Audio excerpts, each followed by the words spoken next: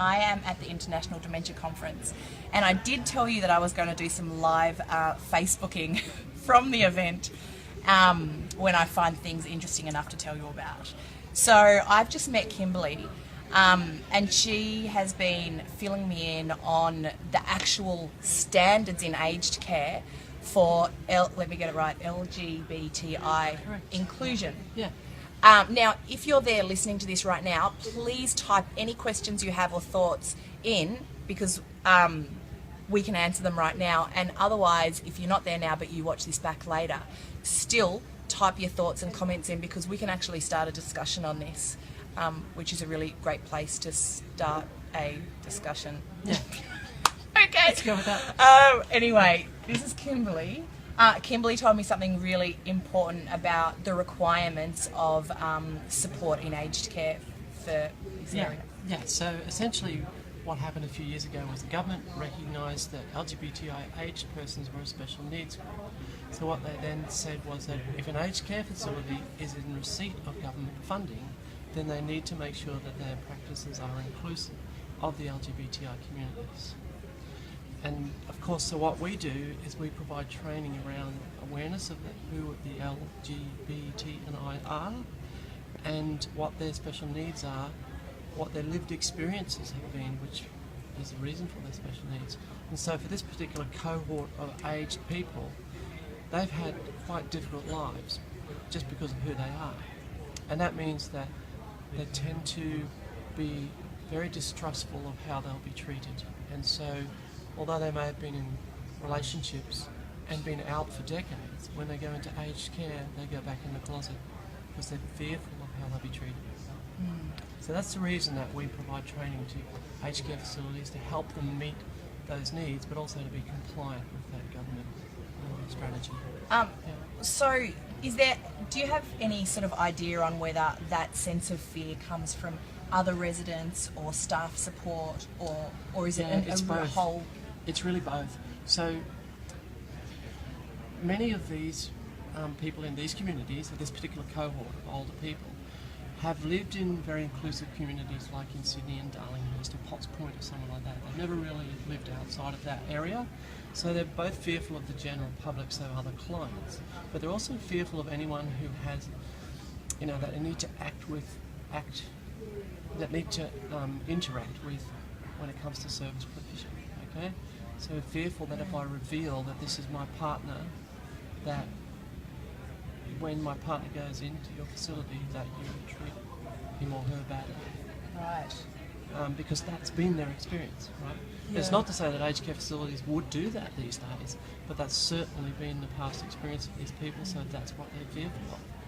And it's totally understandable why someone would have that sense of fear or anxiety in relation to that. Yeah. I've forgotten what I was going to ask you next.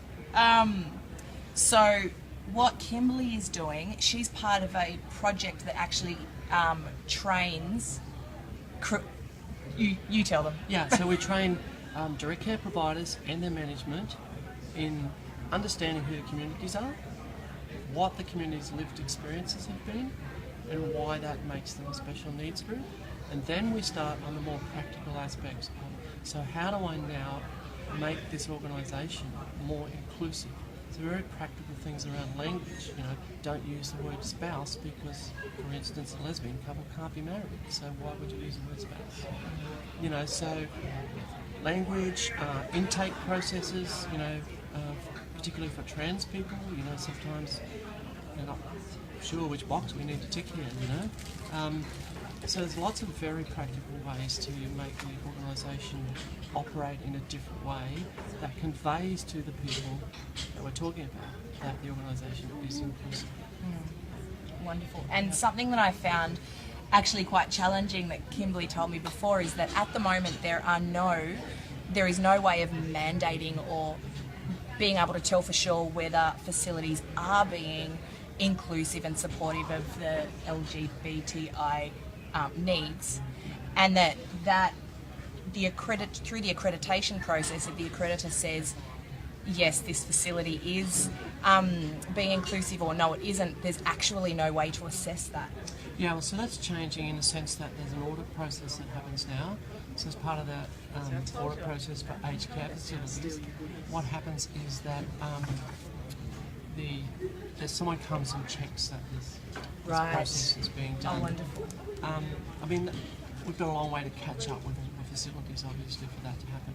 But there is something that facilities can do on their own behalf to be able to demonstrate with evidence that they're inclusive, and that's something called Rainbow Tip, right, which is accredited by Quality Innovation Performance, I think it is, QIP, which is an accreditation agency, and you provide evidence in 6 different ways, in 6 different areas, to show that your facility, whatever it is inclusive, and you get an accreditation.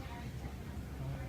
And I think it's a 3-year process where that's reviewed in 3 years' time. Oh, wonderful. So if you are someone who works in a nursing home or any kind of an aged care facility and your facility hasn't had this training, it's definitely something you should look into. How do people find out about it? Well, they can look up ACON on the net. ACON. If they look up ACON Training and Consulting.org.au. ACON. Training.org.au, then they'll find us.